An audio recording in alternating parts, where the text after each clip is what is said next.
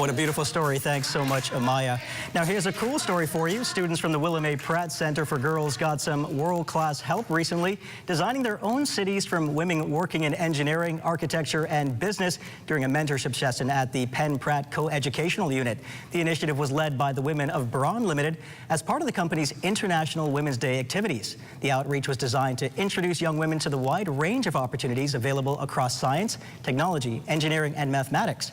The Willie Mae Pratt Centre for Girls provides support, mentorship, and developmental programming for young women facing social and personal challenges. During the visit, several Bron professionals shared their career journeys and the challenges they overcame along the way. The visit concluded with a donation of cosmetology supplies to the newly established Beauty Skills program at the center, and this very important message. Remember that where you are today does not define where you go tomorrow. You are capable of achieving